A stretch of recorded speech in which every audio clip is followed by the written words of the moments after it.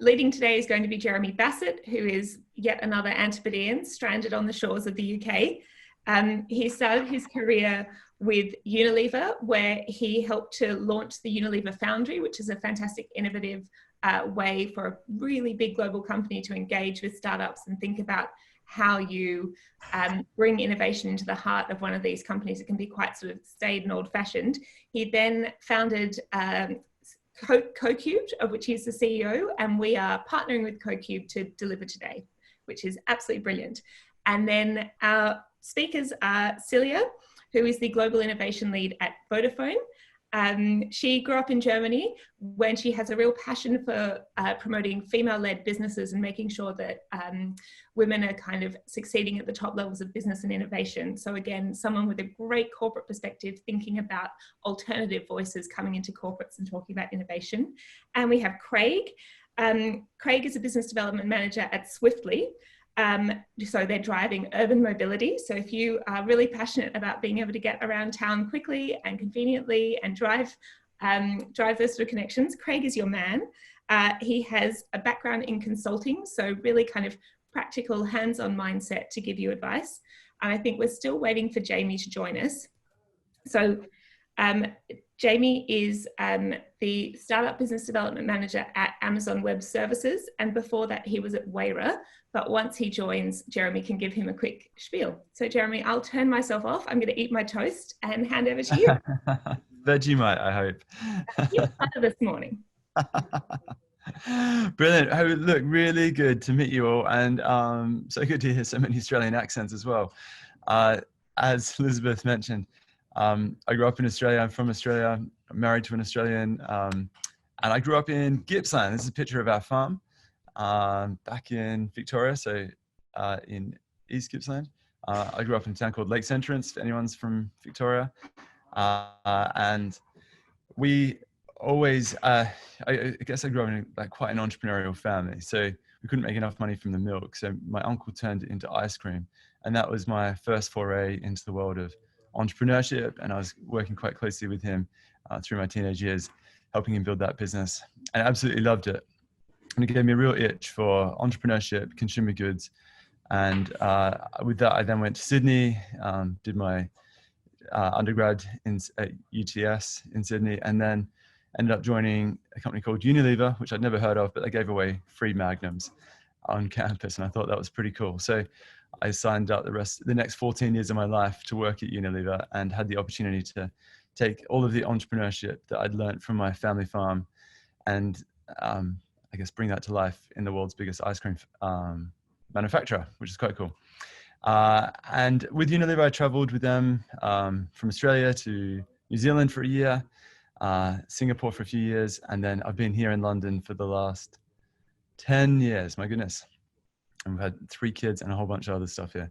But Australia's still very much home. And my professional background is an unusual combination, I guess. I studied accounting and marketing when I was at uni, and then worked the first half of my career in finance and then the latter half as a marketing director at Unilever. But I think it was that fusion of understanding the business, which is what finance gave me the capability to do, and then really understanding the consumer, which is what marketing drove home, that allowed me to go into some quite interesting roles within Unilever and to launch new businesses for the company. But the reason I'm telling you that is I took that entrepreneurial spirit into Unilever in a big way, and we tried to launch businesses in the company, and we failed massively. And the key lessons from that were the future has already been invented. It just hasn't been scaled. And the future has already been invented by startups. And so our job as a large corporate is not to build the future, but it's to partner with the companies that have already invented it. And so with that in mind, I then launched this thing called the Unilever Foundry, which was Unilever's platform to work with startups. And we did that back in 2013. So definitely one of the first companies in the world to take startup engagement very seriously at a corporate level. And so I'm really passionate about how startups and corporates can partner, because I've seen this transform Unilever and I've seen it also transform startups. And so almost 4 years ago now, I left Unilever really with a passion to help other corporates go on this journey. And that's exactly what we do. as CoCubed. We work with the FTSE 100 and their equivalents right around the world to help them connect with the latest startups that are disrupting their industry. And we've got a team here in Soho, in London, in our very socially distanced office at the moment. That's hard at work helping to do this. And we do everything from running corporate accelerator programs through to setting up corporate venture funds, through to just doing standard matchmaking, where we take a corporate problem and find a solution. So really good to be working with Newfound on this initiative, and to also be supporting you guys as you look to establish yourself in the UK and do that through connecting with corporates.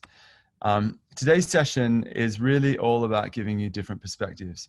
So we want to give you different perspectives on what it's like to work with corporates in the UK. So I'll start by giving a bit of perspective from a consulting point of view, and taking my experience from Unilever and the startups that we've worked with. Then Craig's on the line as well, and Craig has an amazing experience in working with corporates through some of the accelerator programs that we've ran here at CoCubed, but he's also done a lot of work with corporates outside of that as well. I think if you can work with corporates in the transport sector, you can work with corporates in any sector. I mean, the transport sector in the UK is as close to a government-run organization as you can get. It's very unionized, slow decision-making, unusual commercial structures around it. And I think Craig's done a great job of breaking through all of that and making it work. So he'll give you some good tips from a startup's perspective. And then we'll get Celia to share her perspectives.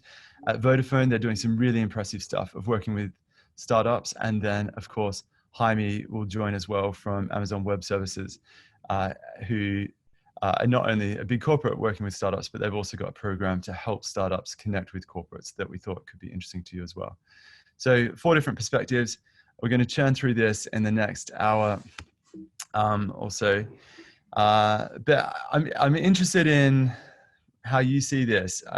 Sometimes it's a little bit like elephant and the mouse, where you've got, someone mentioned how, sometimes when you're talking to some of the big drug companies, I think that was you, Josephine, it can feel like it's almost elephant and the mouse, and you're negotiating, feeling like you could get ripped to shreds as you go head to head with a big corporate. I would say that level of fear and anxiety probably goes both ways often. A lot of the corporates that we're working with, especially when they're new to this space, are a little bit intimidated, like the elephant is with the mouse as well. So I would, I think at the end of the day, you're negotiating with people rather than a big corporate. And so we try and take that fear out of the equation from both perspectives, and really personalize it. Some people reference it to be more like David and Goliath, which I think is a great analogy. I think if you have heard it, there's a great TED talk and also a great book that Malcolm Gladwell wrote on David and Goliath, which is really interesting. And the way he talks about it is he says, the biblical account of David and Goliath is that it's set up that you've got this massive giant and this small boy going head to head.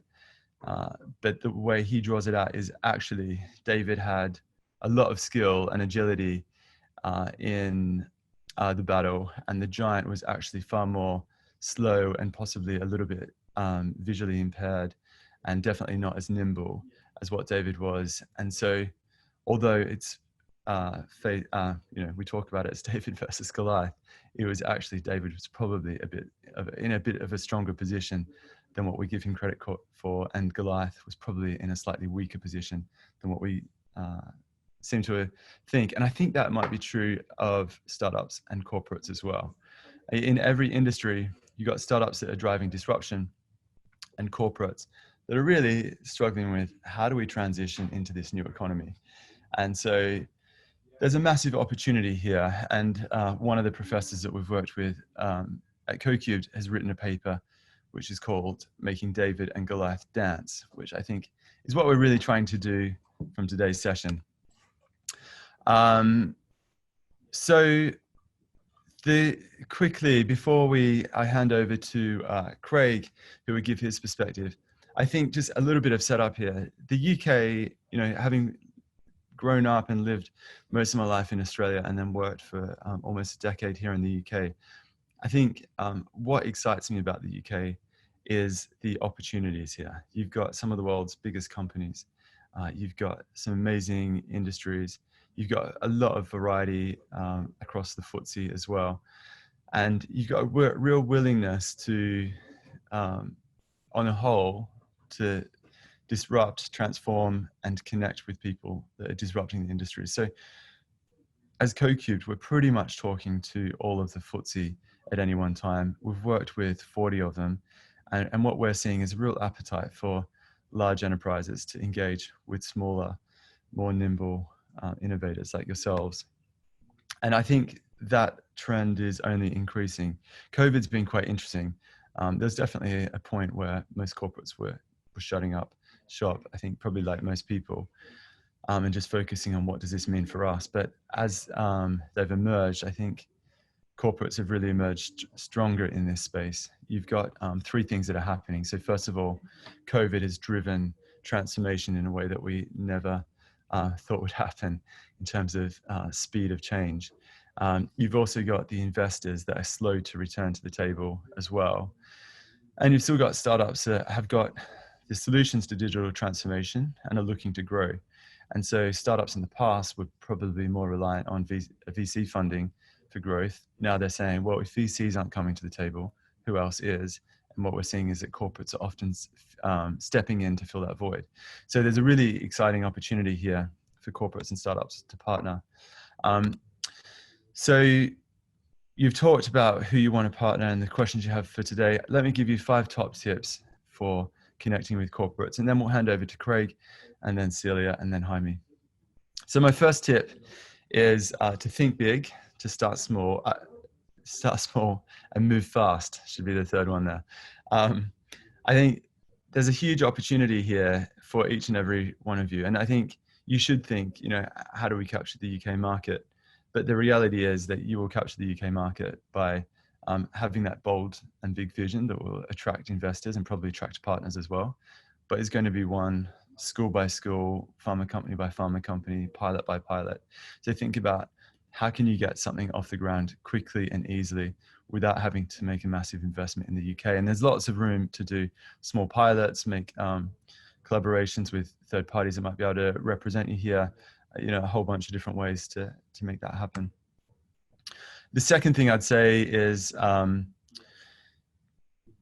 being interesting starts with being interested. So take the time, not just today, but in all of the interactions that we set up for you after this, to really listen and learn. And I know, like, even in some of the questions you guys asked before, I can see that you're hungry to do that. This is a really good opportunity for you to learn in the program, but I would encourage you to take that into all of the conversations that you have with the corporates that we might introduce you to as well, and really ask them to share their expertise and their ideas with you as well. There's a huge amount of wealth in the connections that we'll make and in the people that you'll meet today. So do take the time to ask those questions. Third thing I'd say is, although the UK is reasonably well developed for corporate startup collaboration versus other countries, for instance, in Europe, I'd say there's still this healthy intrigue for what startups have to offer, and also an appetite from corporates to become more startup. So invite them to do that, to go on that journey with you, would be my advice. You might want to ask them if they would be up for being a mentor or possibly a non-exec, taking a non-exec role on your board. I think you find a lot of corporate employees would be up for that. And you'd probably benefit hugely as well from inviting them to go on that journey with you. Fourth point, be persistent. When I was at Unilever, it was always interesting hearing how startups would engage with us. They would often talk to someone at Unilever. It could be, a reasonably junior manager. It could be someone who's very senior. And they'd say, yeah, we've talked to Unilever and Unilever said no. And I always sort of found that response quite interesting. Unilever, like pretty much every corporate, is a federation of different teams, different functions, different divisions. And one encouragement I would give you is that every company has tens of thousands, if not hundreds of thousands of decision makers, which creates a nightmare for you. But in some ways, it's also a good thing. It means that if someone says no, it doesn't mean that it's a no from the company. And so I would encourage you to be persistent. Being a startup and entrepreneur, as you know, and as I'm quickly learning with CoCubed, it takes a lot of persistence to actually push through some of those initial barriers. And I'm sure Craig can talk through that as well. And then the last point before I hand over to Craig is we're here to connect you. So what we'll be asking for after this is, who are the top 10 companies or industries that you're interested in connecting with? And as part of what we want to do here is we want to help connect you. So we will open up our black book and find at least 3 companies that we think would be useful for you. They could be mentors, they could be investors, they could be customers, but we'll work with you to identify who are the right connections for you in the corporate ecosystem here as well. So that's it from me. What I'll do now is hand over to Craig, who will give you startup perspective on what it's like to work with corporates. And I'll also get Craig to introduce himself briefly as well and talk you through what they do at Swiftly. Thanks, Jeremy. Cool. Yeah, I'll just start sharing my screen. 1 second. So good afternoon and good evening to you guys in Australia. I had no idea I'd actually be speaking to Australian startups, and I have a lot of family, like I think many Brits. I've got lots of family in Australia. They're all pretty much based in Brisbane. And I spent most of my youth going there because my dad has 2 brothers out there. So I used to go out there most Christmases and spend time in Australia. And I spent 5 months living there in my gap year as well. So Australia is very close to my heart. And I think one day I actually quite like to live there. I've lived in the States and I've always wanted to live in Australia.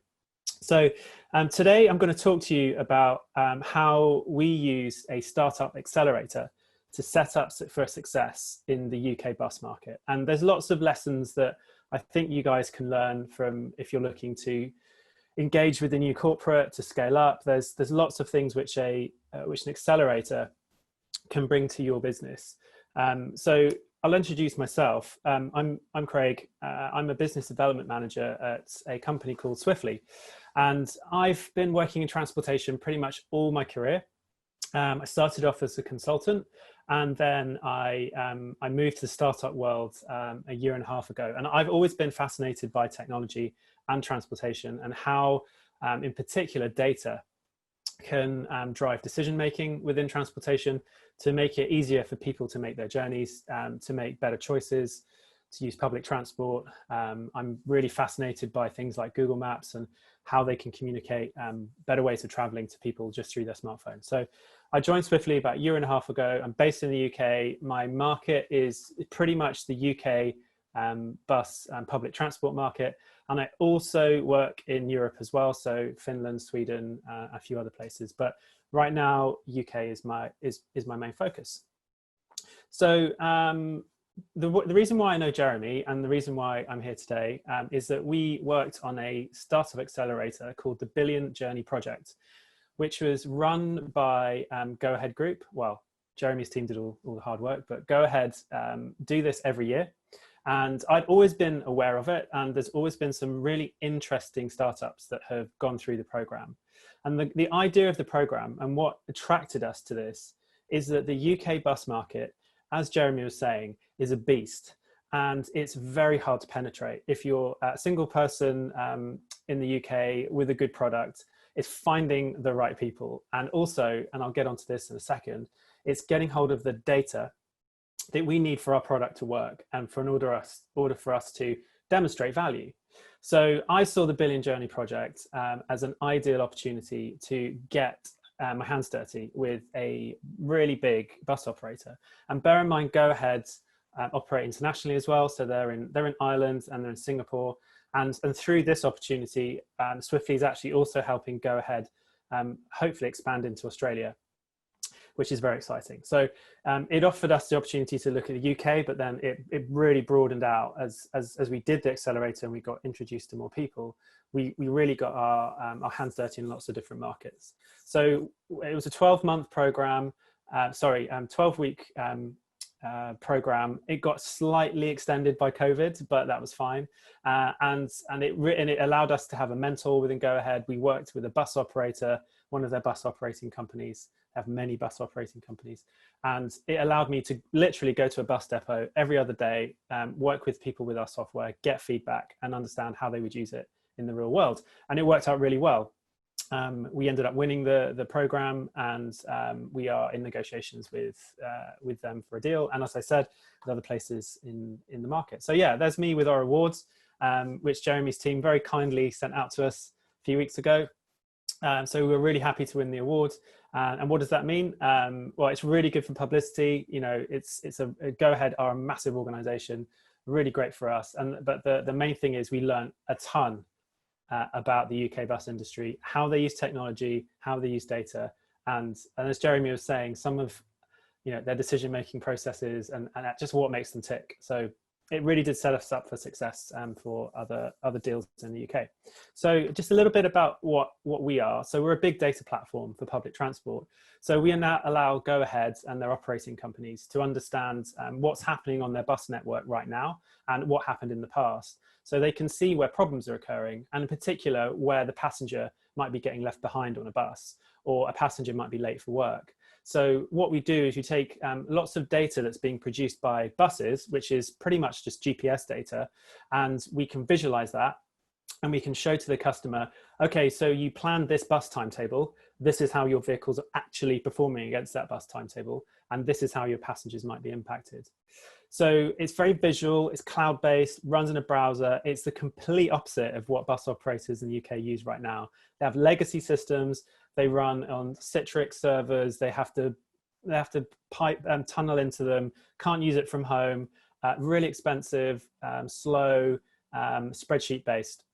So we were like the new kid on the block, and we were came in there to show them that this is what you can really do with your data. As a company, we're 5 years old.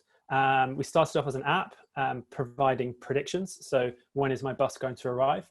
And we realized that there wasn't much business in an app with Google Maps and Citymapper and the like dominating the market.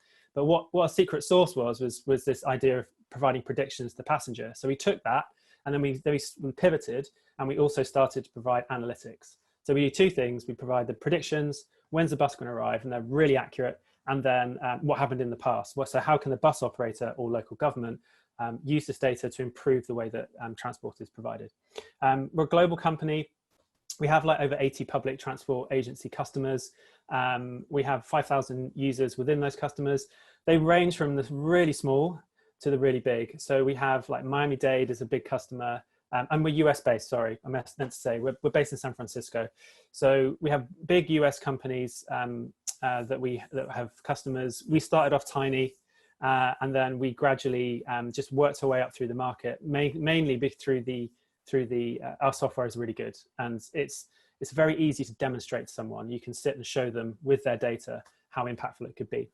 As in Europe, we work with Strito in Iceland. That's a really great company to work for, and we work with Vilku in Finland, and we do work with Adelaide. So we work with the South Australian Department of Transport. So they are currently using Swiftly. So if you're in Adelaide, the public transport network is about to be overhauled by the Swiftly system, which we're really excited about.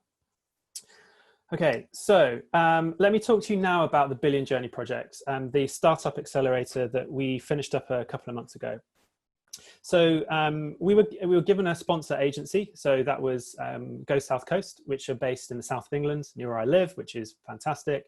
And what we did is we integrated their data, we demoed the platform to them, started to train up all the users. And then throughout that process, it was really important for us to understand two things. How is this working for you? Do you find this, do you see the value? How does it improve on what you already have? And also, okay, so how would this work at scale? So our goal would be to start small with Go Ahead Group, with Go South Coast, and then roll out to the other operating companies. So throughout the conversations we were having with Go South Coast, we were also saying, hey, who else would be interested in this? And we'd be introduced to Brighton and Hove, we'd be introduced to Go Northeast. And then we have like similar conversations using the platform to say, look, we're doing this with Go South Coast, would you guys use this as well? So what we wanted to do throughout the Billion Journey project was to understand the potential market for us.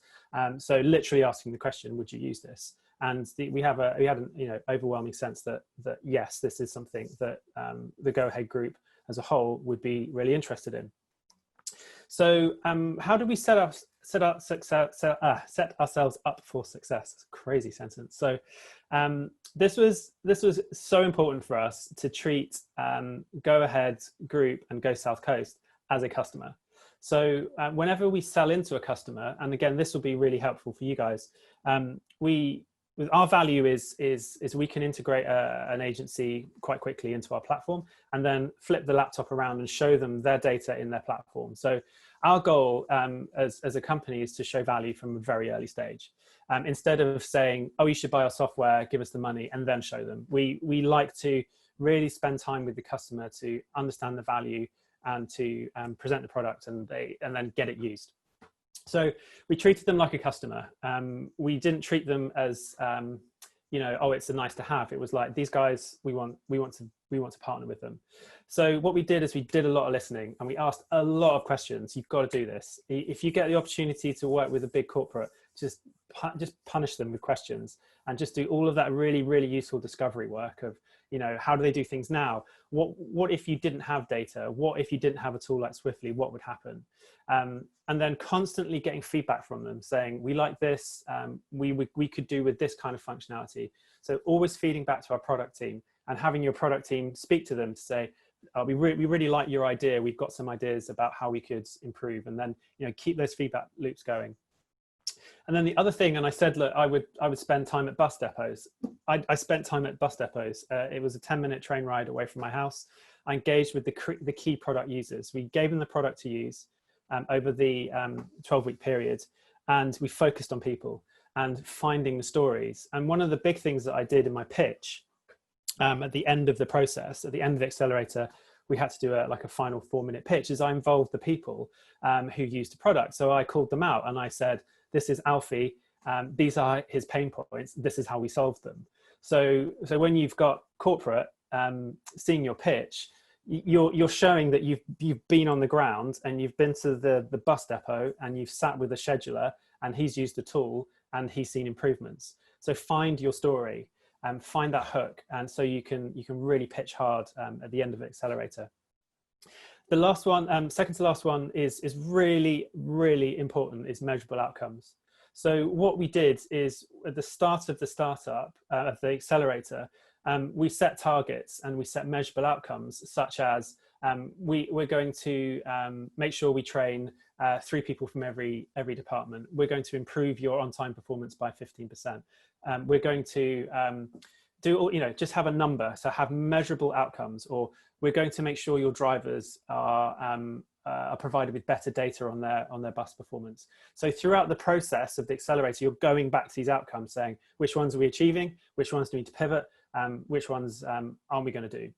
So that for us was really important, because at the end of the startup accelerator, we could say to corporate, look at what we've achieved. We've done all of this and it's documented, and Alfie agrees and our sponsor agrees. So if you do these things and you want a deal out at the end of it, just treat it like a customer and get your measurable outcomes sorted out, and then start small and build, as Jeremy is saying. That's really important. So I'm going to we did this to scale. I mean, importantly, we have a really good product. As you know, we have like 80 odd customers. And for us, it's scaling up, and we want to grow in the UK, and we wanted to use this as an opportunity. So how can you, if you're in a startup and you're coming into the UK and potentially into the transport market, but I think this is something which can be applied across many different opportunities in the UK, is how can you set yourselves up for success, in particular if you're looking to do an accelerator with a corporate. So as I said, look for metrics and measurable outcomes. How can you improve on the current situation? So what is the baseline right now with your corporate? What are their pain points? And then if you can, put a pound value on it.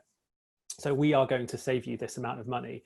If you use Swiftly, this is how many more passengers you will get. So get that pound value, especially with a bus operator, because that is all they care about. Well, they love the passenger, but it's bottom line. Is how much money, if we're going to spend all this money on Swiftly, how much money is it going to save us over a time period? Show traction. You've just got to keep showing that people are using it. We have like a platform that shows us when and how people are using Swiftly. Just work your story, just really push it that, Alfie is using it every day, he loves the product. And then prove that this is replicable. This is really important, that if you do it with one organization, and this is one thing we really pushed in our pitch, is that, give us a couple of weeks and we'll have another one of your operating companies up and running. Just show it's replicable and you can scale up quickly. Keep talking to people, share experiences, use the opportunity. If it's for me, like getting advice from Jeremy, or it's me speaking to some of the higher ups in Go Ahead Group about how we do this, just use the opportunity to get access to people that you would not normally have access to. And then, so I'm going back to what Jeremy was saying, it's like, just be persistent. And having this opportunity for us was just to speak to tons of people and just get introduced. Get yourselves a champion, super important. Find that person within the organization that loves you and is willing to put their job on the line, stand up and say, you should buy this software, it's fantastic. We always look for one of those. It's really important. And then, finally, start small, work from there. So if you've got the product, it's a relatively simple job to demonstrate how you can replicate and grow. So so that's me. Thank you very much. I'm open to questions right now. That's brilliant, Craig. If you have any later on, just let me know. Some fantastic advice there, and from a man who has lived it all and learnt those lessons the hard way. But we've got a few minutes for questions if people want to jump in and ask Craig any questions he has about his experience of working with corporates in the UK. You can just jump straight in on video or type them in if, for whatever reason, that's not working for you. Got one? It's all right. Yeah, go for it. Yes, go for it. Have you had any experience with getting venture customers? Venture customers. So yes, we do. So we have a couple of investors who are bus operators. So two of our investors are, one of them is RATP Dev, which is a French bus operating company, who we also supply Swiftly to, but they actually contract with us separately. So we don't give it to them for free, but they buy it from us. And also I think Transdev is another bus operating company. So yeah, we have a couple of private companies that have invested in us as a company that are also our customers. And it's good and it's bad. You would expect that they would be jumping to introduce you to all of their operating companies, so they all use Swiftly, but it in some cases the exact opposite, and it can be quite hard work, especially with I think RATP Dev. We did a great pilot with them in London, but there's no guarantee that they're going to buy it, but they've already invested in you, and it's kind of weird. And so I would be mindful of that it doesn't necessarily mean that they're going to start spending millions of pounds on you, but they are very good for offering us advice on like the French market, for example. I mean, super helpful.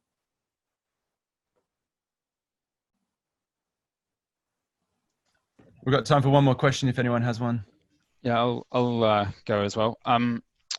So Craig, like you kind of, the story you told that you were already reasonably established when you decided to do this accelerator, which I think is an interesting thing because for a start, you could have said, well, we already know, bus networks, why do we need to do this? But I suppose it was to get a real custom view in the UK, which I think is interesting.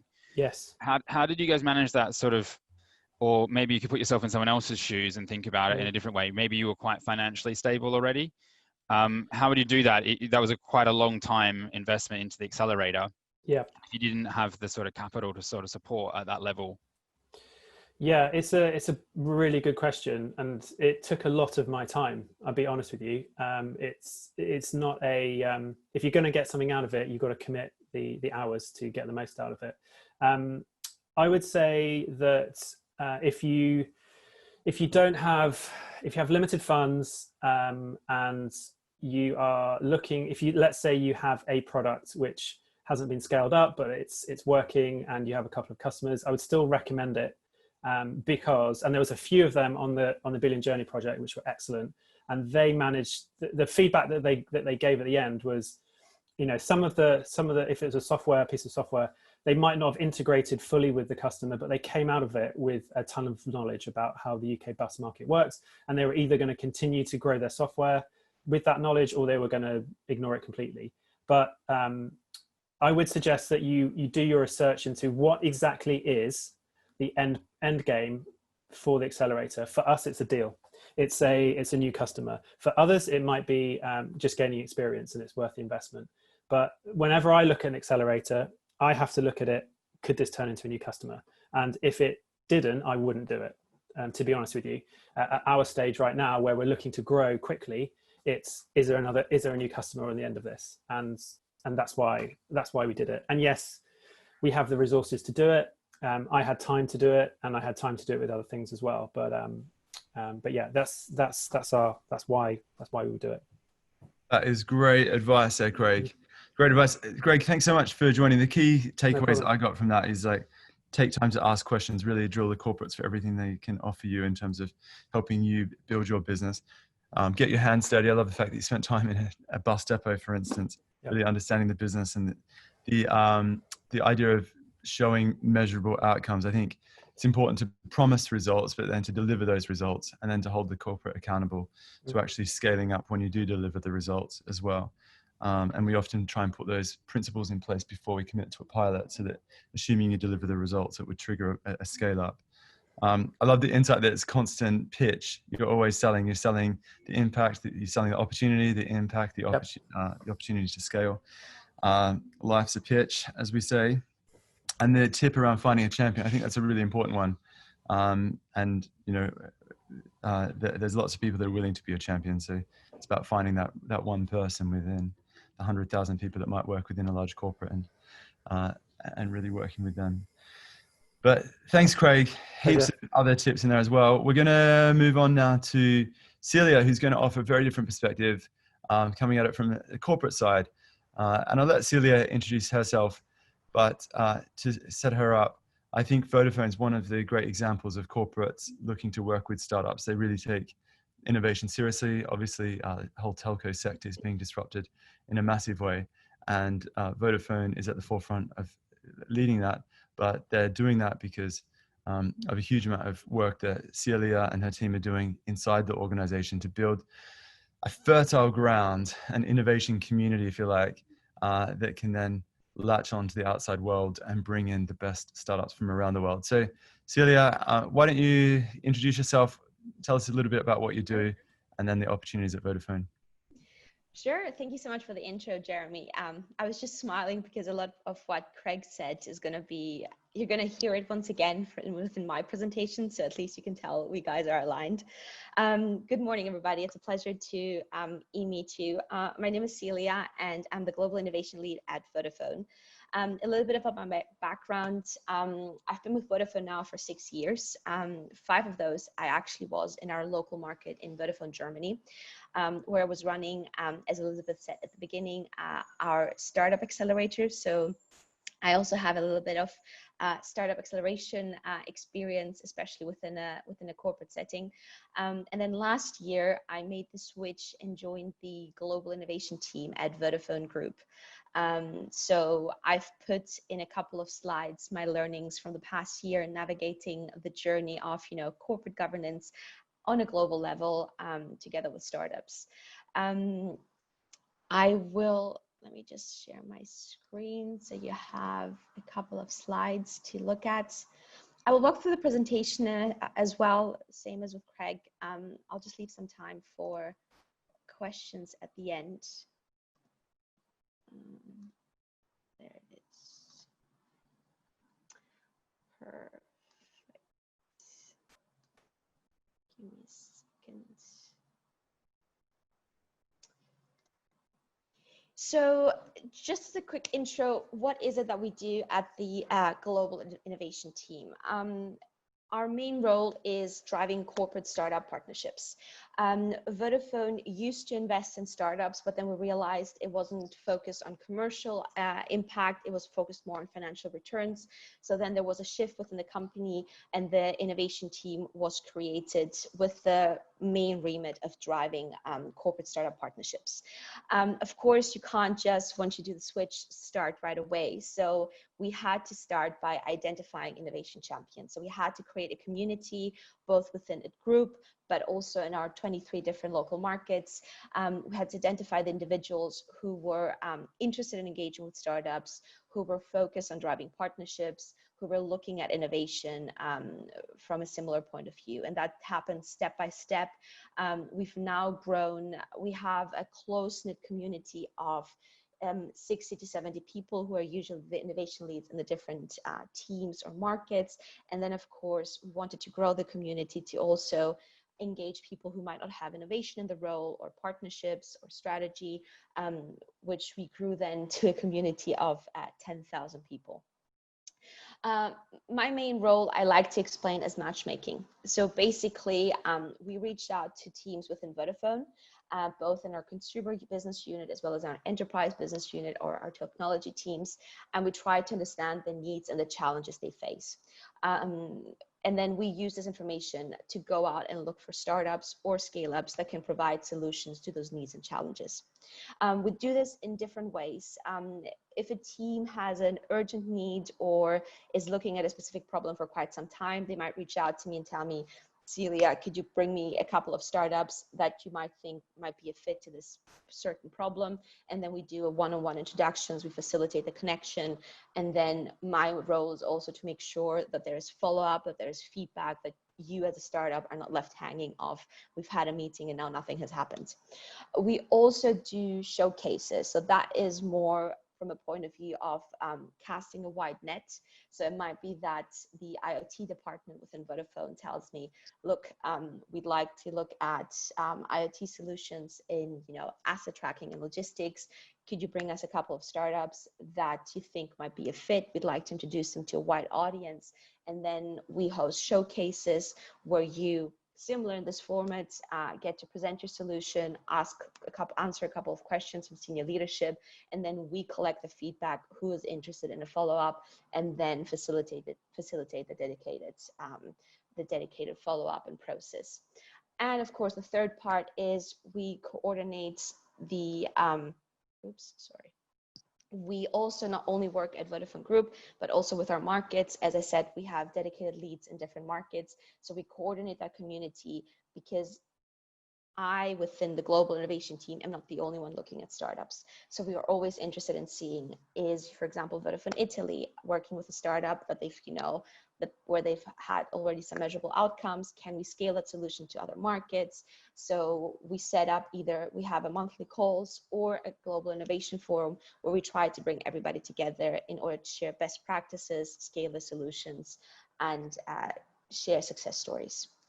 As I said, I have a couple of lessons learned, which will echo a bit what Craig has mentioned before as well. So I'll walk you through it. Number one, it's important to do your research. We usually, as I've said, the way we work is startups reach out to us, or we go for, we do dedicated scouts or reach out to our network. But when you get that, cold intro email, make sure you've done your research. Help us understand how your solution will best fit within Vodafone. Why am I saying that? In my case, as an innovation lead, I'm, tasked with having an understanding of all the different teams across Vodafone as much as possible. But at the same time, you can imagine how many startups I get to meet. So it's important, if you've done your homework and you can bring me the hook of, we think it will be a great B2B resale solution. So that way it's easier for me to, then connect you with the right team. Practice your presentation. My role is to be a facilitator. So it's important to have your presentation, your pitch down, and it's important to make sure that you get your solution across to me or whoever you're meeting at Vodafone. Sometimes, we get these one-liners or these short descriptions, and we still don't exactly see, what the fit is with Vodafone or, what the solution is about. But if you can't make me understand it, then how am I going to sell you internally? Because my role is then to be the matchmaker, to say, look, I have this great startup that I've met. They might be a good fit into this and this area. Could we set up a connection? Thirdly, and I'm completely honest about it, I think Jeremy mentioned it also with, you know, the Unilever example at the beginning. Corporate governance isn't easy to navigate, but you can and you will get through it. So ask questions, be inquisitive. One of the, or, you know, some of the most productive meetings we've had and, you know, partnerships we've had with startups have been where the startups themselves were asking lots and lots of questions, and also asking us, you know, are we talking to the right people? Should we talk to somebody differently? How is it set up? How do the teams work together? Sometimes we realize, well, within, you know, an initial meeting, we don't always cover this information. And when you get to ask questions, you get to understand how, you know, our system is set up, and that will help you to navigate and actually get to the point where you will identify your sponsor, or as previously said, your champion. So that is one of the main takeaways, you know, that I always try to point out, is make sure you've identified your right sponsor. Is it the person you're talking to? Can they drive a pilot or a partnership? Can they make a decision? Are they the ones who will, you know, promote you internally, who will go around and say, look, I've met them, they're great, that's a solution that is a fantastic fit, let's move them forward.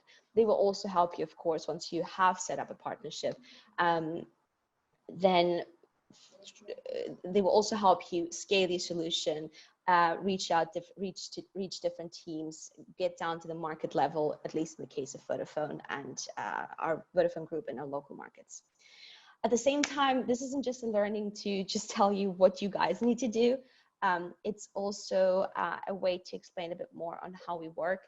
In my case, my role, as I said, as a facilitator, as a matchmaker, is I am your sponsor.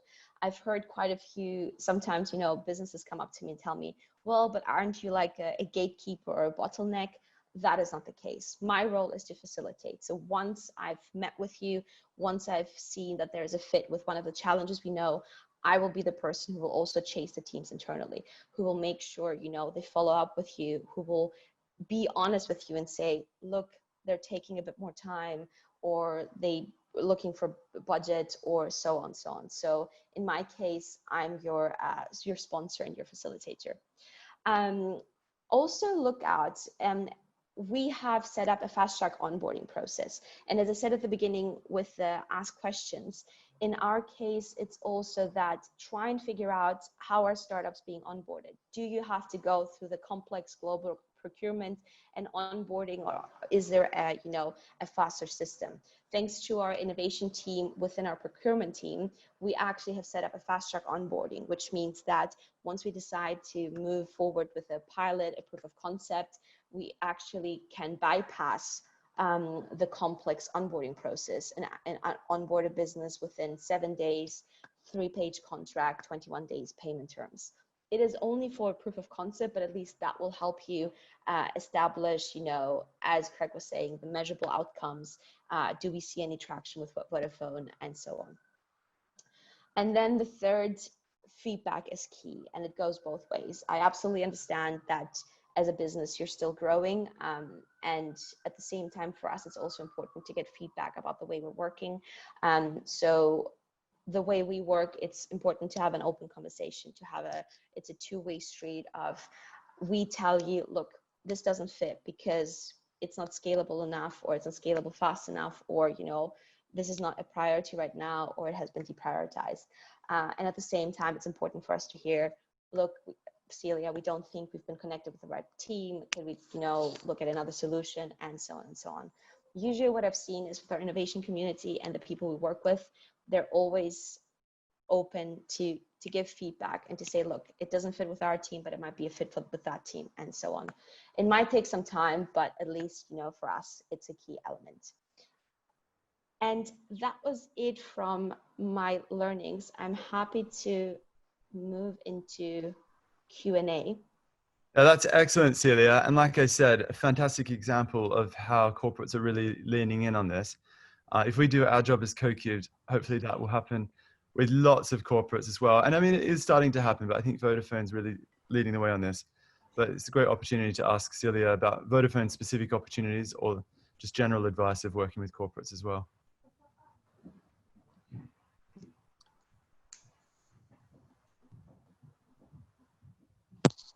I've rendered everybody speechless. Here we go. Oh, I saw Dylan go off mic. Yeah, I'll ask another question. Just didn't want to ask too many. But I think it's also interesting to understand how the funding works from the corporate side. So maybe you mentioned sponsor a couple of times. I would associate sponsor with someone who's actually got money to pay for either you or also for the corporate's time as well. Could you tell us a little bit more how it works at Vodafone? Well, in our case, it's with sponsorship, I mean the person who will fund a pilot or, a partnership. So my one recommendation, and that's something that we've tried working through at Vodafone for quite some time, is to make sure none of the teams go into any, unpaid trials or so on, unless, it's for a 1 month just to test the solution, but it shouldn't go on longer than that. So in our case, the sponsor is the person who will get the budget to make sure that a pilot is put in place, or you work on a proof of concept, or you roll out a partnership. So from that point of view, I meant the sponsor. Yeah, so does your team have a budget for those pilots, or do you have to find the internal customer who's willing to stump up the money essentially to run the pilot? Yeah. It's the internal customer. We want the teams to have buy-in. So that's why we do the connection. So for example, if you have an IoT solution in asset tracking, as I mentioned, we will connect you directly to that team, and they will be the ones funding that. Why is that? We want them to have buy-in.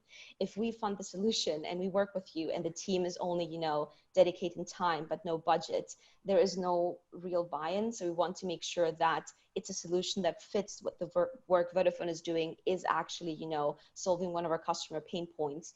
And so the funding comes then from the team. So in our case, our innovation team is the facilitator to finding your right sponsor, but we also work in, we will push you forward, and so on.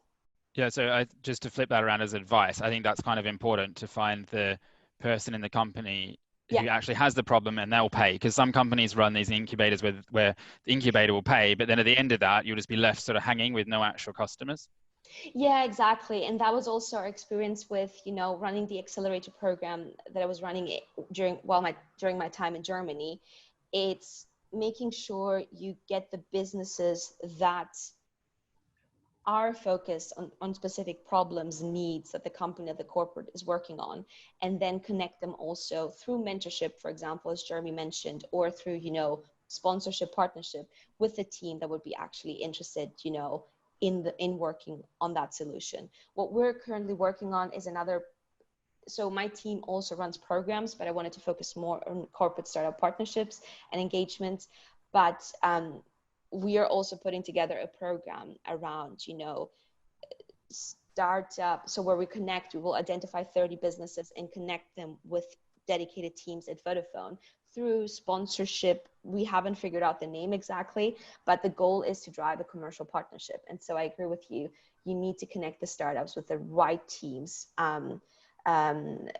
that will have, the specific need, will know, how to work with you, and will, promote you, push you towards the customer, and so on. Brilliant. Yeah, that's a great way to structure a program, and good advice as well. We've got time for one more question if anyone has one. I have a question. Cool. Thanks. Oh, hi, Celia. My name's Calypso. I'm actually from Newfound, the host for this. I have a question, I think, which might be relevant to everyone involved here. Mobile operators offer a great channel to market, both for consumers and for businesses. And my question was around if you are marketing a product to market that has a consumer angle, for example, like the rental of sports equipment would be an example, or if you have something like Mortgage Mate's offer, which is like, you know, people getting together to try and buy a house together. How do you market things like that to your customer base? I think you have around, is it 40 million customers in the UK? I think it's around that. Usually I use the global number. Through different ways. The marketing depends on, it depends on the solution, how it fits, and, which customer segment we target. So our marketing team has set up a digital system of, does it go through my Vodafone app? Does it go through, the branding team? It's a case by case, and that's the tricky thing, with working in innovation. There's no ballpark on, how we approach startup collaboration. It depends on, the type of solution. Does it fit with, the customer segment we're looking at? And then the marketing team takes it from there. So I'm sorry, I can't give like a more, direct answer to that. That's brilliant. Thank you, Celia. I just noticed that lots of mobile operators, can offer their large customer bases really interesting and innovative services, through their channels. So it is. It depends, though, because we do get approached by businesses, looking for marketing support and so on. So it doesn't always, happen right away. It depends on what kind of solution it is, and we like to work, and especially our marketing team is actually also one of the teams that is familiar with working with early stage startups. So they're not just, looking for startups that have a track record, have, large corporate customers. So the way we usually go with is do a test pilot, figure out, which area we'd like to test it out first, see if it works, and then scale it out. Usually my approach or my suggestion would be, in that case, if you're looking to get into the UK, reach out to the Vodafone UK marketing team, and they will see if there's a fit in how to make this happen. Or you could also reach out to the global marketing team, and then they can try and put you in touch with the local teams who, depending on which market you'd like to go into. So at least, that's one thing that we've seen, that our marketing teams are always, open and supportive to test early stage solutions. But yeah, you just need to, in the case of marketing, it's a lot of people take this approach. So Vodafone can't, support every single startup or every single business that approaches us. So you need to, again, bring the angle of, how does it fit with Vodafone? How would it work? And then the teams, can make that connection. that's Awesome. wonderful. Thank you. Great advice. To recap on those 4 tips: do your research, practice your pitch, ask questions, and identify your sponsor. I think fantastic advice. And like you said, consistent there with Craig as well. So, which is great to see perspectives coming together very nicely here. Celia, thanks so much for joining. Unfortunately, that's all we've got time for, but we're going to move to our last perspective today. And this is from Jaime from Amazon Web Services. Jaime's got a huge amount of background in this space, previously working at Wayra, where he was running a program here for Telefonica, and then now working at AWS. Jaime, why don't you start with a quick introduction? Let's jump in, and then let's try and save some time for questions as well. We need to wrap up at 1:15, but if we can save some time for questions, that'd be great.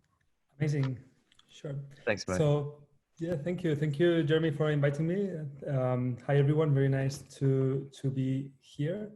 So yeah, as Jeremy mentioned, I work for AWS. I'm in the startup team.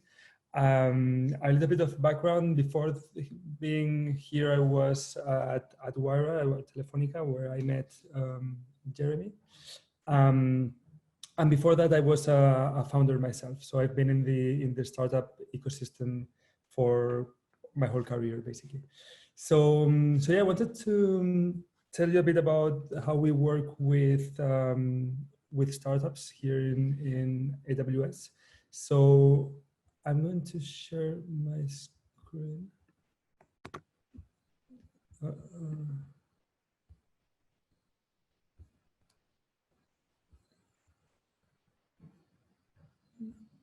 me know. Okay, you should be seeing my screen now. Okay, so to start, I wanted to give you a bit of a quick overview of what AWS is and how we work with startups, and then I'll tell you a bit more about how we connect startups with corporates. So in case you don't know about us, AWS it's a cloud platform. So we offer IT services via the internet with pay-as-you-go pricing. So this is like basically an evolution from having your own servers in your own office or having it in a data center. We believe it doesn't make sense for every company to have this infrastructure and spend so much money and time keeping it. So we offer these services on a pay-as-you-go pricing. And AWS is not only this, it's a whole series of building blocks or services that startups can use to scale faster and build their projects faster. So there are many technologies that aren't the core of startups. So we believe as well that it doesn't make sense for every startup to build all the components of their product if they are not their core value. So we also build building blocks that startups can use to experiment faster, to build their products faster. So the main advantages: zero upfront cost. So you just start paying what the resources that you really need. You can launch faster. You can focus on your differentiating technology and don't waste time and resources with the rest. And you can have a lot more flexibility. You can experiment. You can use our building blocks to build something, check if it works. If it works, you can continue in that direction. If not, you just cancel the services, and it has been a very low cost to make that experiment. About the startup team, where the one I'm part of, our goal is to help our customers be the winners of the future. So we know that many of the enterprise of the from the future are startups today. So we want the startups, the ones that become this large enterprise, to be our customers. So here in the startups team, we do everything we can to support our startup customers and help them become the winners of their category and become the large enterprises of the future. So a few things that we do: we offer AWS credits to offset the startup's bill and be able to try other services that they may not be using. We champion the startups across the whole Amazon organization. We provide access to our events, maybe to speak at our events, to be featured in our content. We give them access to knowledge and content that we may use internally. We are the connectors between the startups and the rest of the organization. So we help them navigate the different teams, different resources that we have. And in general, we have a long-term view. So we don't charge anything extra for all this support. We believe that this will be paid off by helping them grow and becoming larger customers in the future. And something that we don't do is we don't invest cash and we don't take any capital position. So let's skip this. We have a few a few different programs that canalize this support. One of them is the AWS Connections that facilitates the connection between our startup customers and our startups and our enterprise customers, and that I will tell you more in detail in a bit. And we have other programs like the Well Architecture Review, in which we have some of our technical team to review the workloads on AWS and help the startups utilize our platform better. We have the Jumpstart program, which basically funds the costs of starting to use a strategic service. So if we see an opportunity for a startup to use one of our services that could be very strategic for them, we can fund the costs of setting that up. We have a mentorship program to connect startups with experts in our network.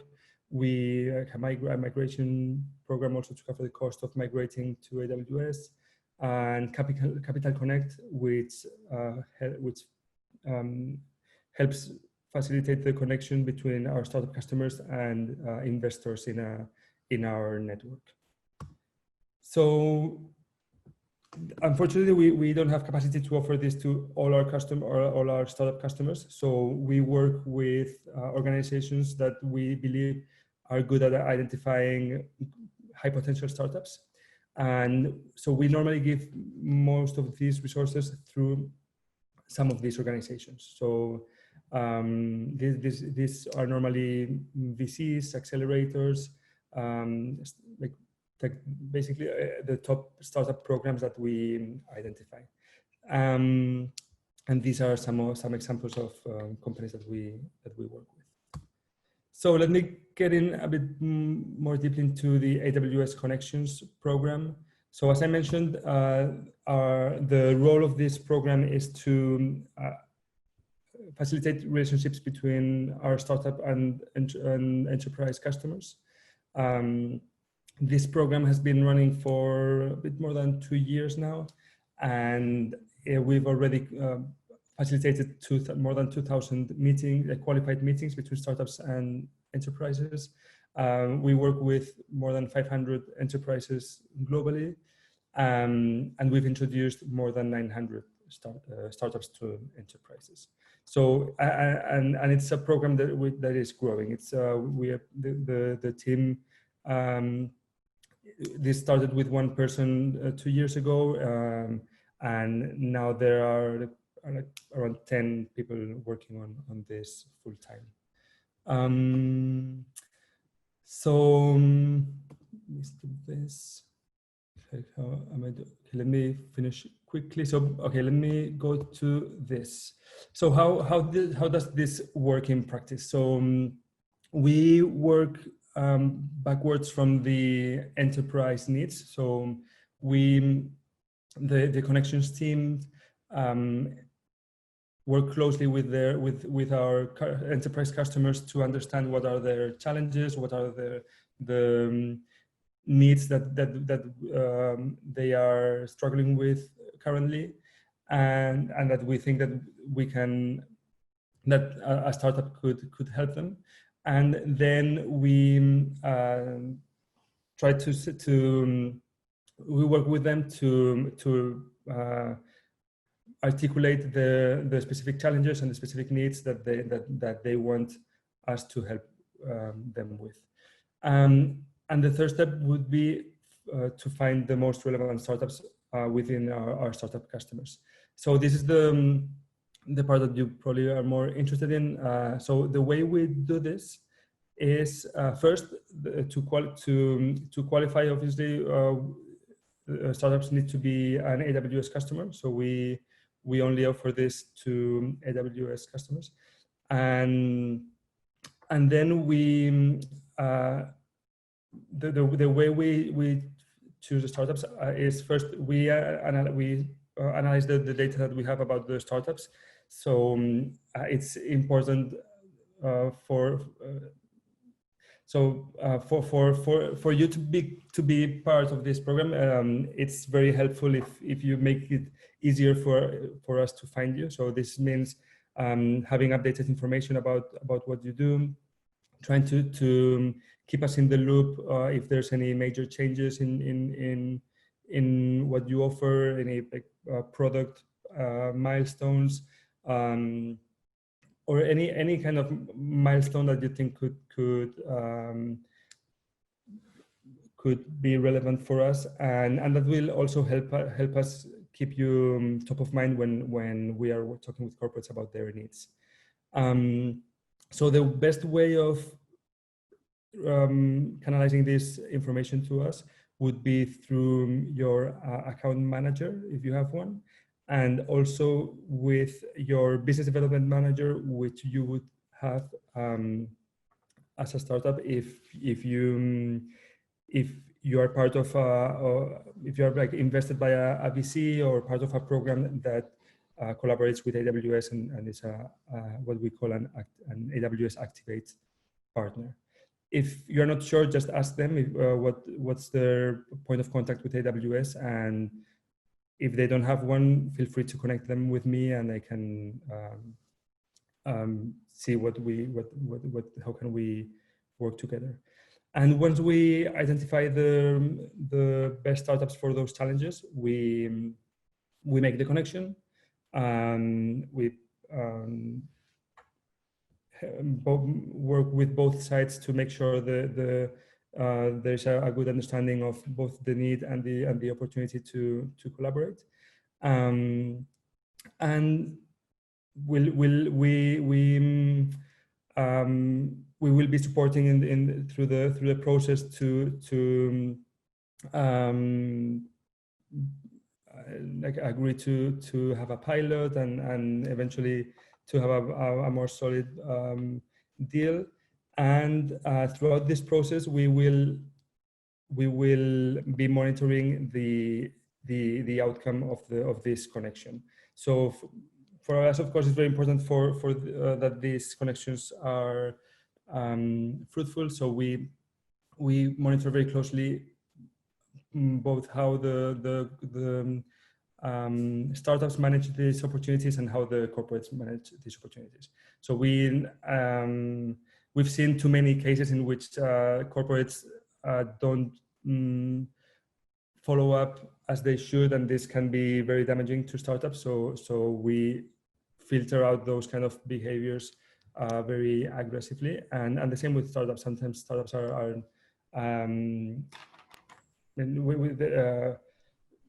not to the top standards, so we also have a very strict quality controls on that. And I'll finish with that. And I don't know if you have that a couple is of minutes great, for Jaime. customers. I'm conscious of time here, so I'm going to move things on, but like amazing opportunity there, and we thought that could be relevant to some of you who might already be on AWS or looking at which cloud provider to go with. Amazing opportunities there for AWS customers, and we've seen this at work and worked a bit with AWS to help bring exposure to AWS clients as well. So any quick question? We've got time perhaps for one quick question for Jaime. If not, I'll make sure. If not, anyone, feel free to reach out to me directly. My email is on the screen, and happy to answer any questions that you may have. That's perfect. Brilliant. Thank you, Jaime. All right, we will wrap it up at that. And a massive thank you to Jaime, but also Celia and Chris as well for sharing their perspectives. Hopefully you found that useful for different angles, and although for quite consistent recommendations in what to do here. Before we break, I just wanted to make you aware of one quick thing. So right after this, we encourage you to share who are the top 10 corporates or the industries that you're looking to engage with here in the UK. At CoCube, what we'll do is we'll scour our network and identify who are potential sponsors or people that could be interesting for you to talk with. and then we'll make connections. And we promise we won't be able to connect you to all of your wish list, but we'll try our best, and we'll definitely try and make sure we connect you to at least 3 of them. So right after the break, it's going to be your turn to share what you're up to. The way this is going to work is we're going to do 3-minute pitches and then 5 minutes Q&A, so 8 minutes in total. We're not going to be strict with the 3 minutes, but we will be strict with the 8 minutes. So please make sure you stick within that and leave time for the panel to ask questions. And the panel have got some great advice and perspectives to share with you. So we're going to have 2 key perspectives, an investor perspective and a corporate perspective. So we've got Alexandra and Francois who will introduce themselves, and Andy and Jim who bring a corporate perspective. They've all got experience from lots of different FTSEs, including Visa, Royal London, Publicis, so lots of different industries there as well. So we'll see you back here in 12 minutes. And I'll jump in as well quickly, Jeremy, before we wrap, to remind everyone it's a different Zoom link for the next session. At the end of the session, if everyone has a spare 10 or 15 minutes, we're actually just going to do a quick wrap up while it's fresh in everyone's mind, so we can all talk about what we found useful and which sessions we've enjoyed. I know you have the formal wrap session on the 1st of October, but we thought it would be great to get some remarks and some thoughts hot off the press. So I will leave you all to go and have a quick 10-minute break, grab a glass of water and get ready for your pitches. Thanks, everyone.